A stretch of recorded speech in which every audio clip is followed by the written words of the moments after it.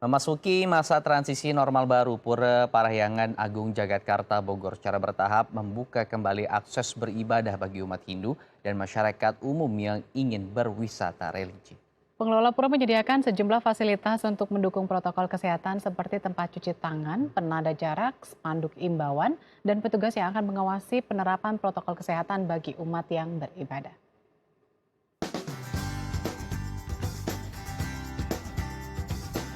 Sejak pertengahan bulan Maret, Kota Bogor telah menerapkan kebijakan pembatasan sosial berskala besar dengan membatasi aktivitas di fasilitas publik termasuk rumah ibadah.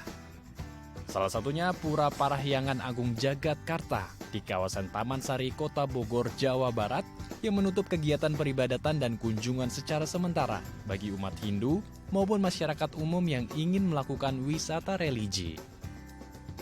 Memasuki masa transisi pembatasan sosial berskala besar sejak awal Juni lalu, Pura Parahyangan Agung Jagatkarta kini secara bertahap membuka kembali akses beribadah dengan membatasi jumlah umat yang datang maksimal 3 orang untuk melakukan prosesi ibadah. Pura Parahyangan Agung Jagatkarta juga mempersiapkan sejumlah sarana dalam mendukung protokol kesehatan, seperti sarana mencuci tangan, penanda jarak, spanduk himbauan, dan petugas yang akan mengawasi penerapan protokol kesehatan bagi umat yang beribadah. Untuk mengetahui lebih lanjut tentang kesiapan Pura Parahyangan Agung Jagatkarta melayani umat beribadah selama masa normal baru, kita terhubung dengan Profesor Inengah Suratijaya selaku Ketua Pengempon Parahyangan Agung Jagatkarta. Selamat pagi, Pak Ngenah. Selamat pagi, Ibu. Ya, Pak Nengah, ini sudah adakah umat Hindu yang datang untuk beribadah setelah ada imbauan pura sudah boleh kembali dibuka?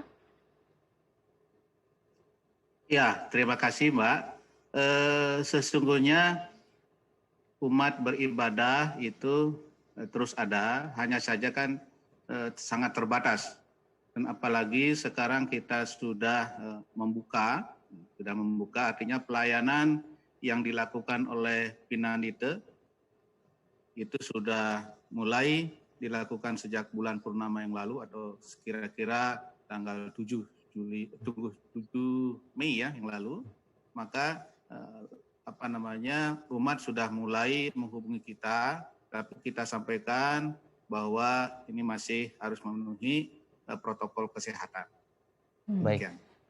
Terkait protokol kesehatan karena kita lihat wilayah Pura juga yang cukup luas begitu. Kemudian juga masyarakat yang datang ke sana juga tidak sedikit karena salah satu pura terbesar juga di Jawa.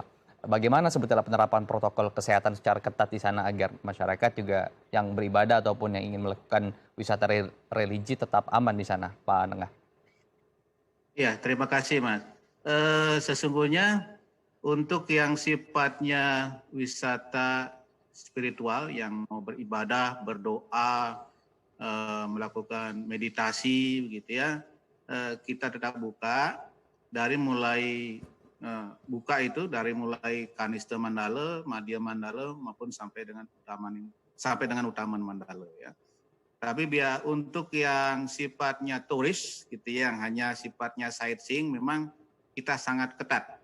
Jadi hanya sangat selektif dan kita di situ menempatkan terutama sekarang penjaga keamanan kita itu lebih kita prioritaskan untuk mengontrol ya saudara-saudara kita yang ingin melakukan wisata. Tapi kita utamakan dulu ini yang sifatnya ibadah ya, mau meditasi, mau sembahyang, gitu. Itu sudah sampai dengan Utama Mandala. Ya. Demikian. Pak Nengah, ini kan dalam waktu dekat ini kalau tidak salah Pura juga akan melaksanakan ibadah Saraswati dan Pagar Wesi. Nah, benarkah ini harus disiapkan secara khusus agar lebih aman gitu? Karena kan pasti kan pengunjung atau umat Hindu yang datang juga pasti lebih banyak. Ya, kita sudah melakukan persiapan ini dengan staf pengempon, dengan karyawan kami di Pura, ya pengayah kami di Pura, kita sudah melakukan pembuatan sekat-sekat tempat duduk, ya dengan berjarak 1,5 meter, ya minimal, gitu ya. itu sudah kita atur. Kemudian di setiap pintu masuk ngeranjing itu kita siapkan cuci tangan ya, dan juga sanitizer, hand sanitizer.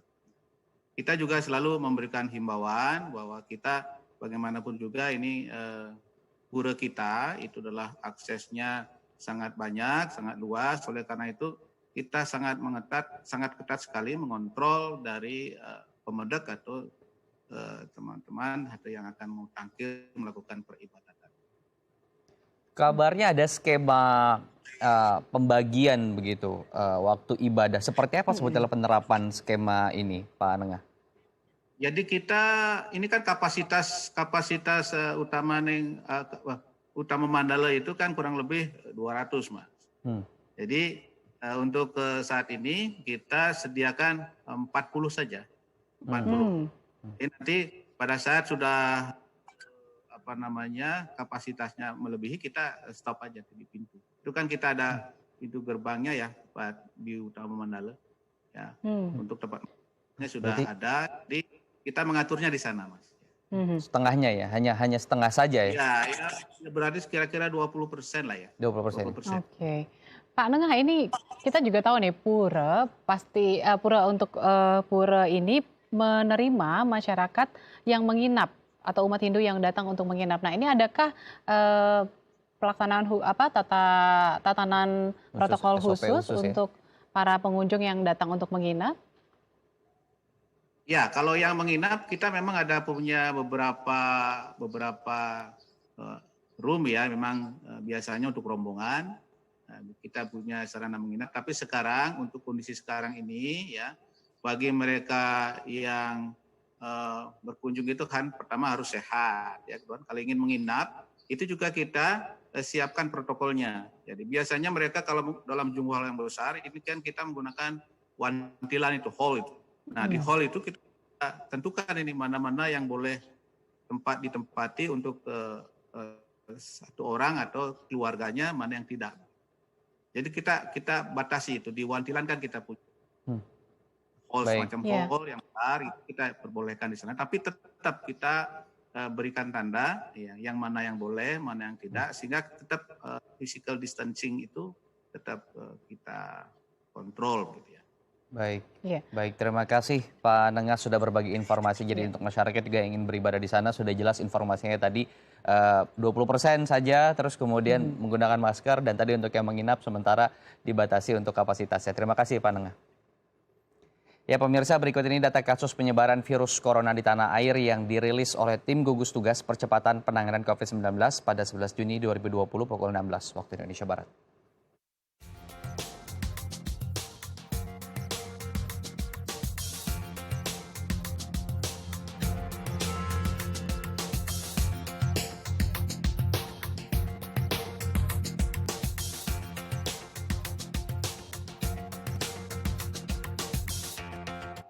Pemirsa jangan kemana-mana, usai jeda kita akan berbincang tentang menjaga makanan tetap aman di fase normal. Tetap bersama kami di Halo Indonesia.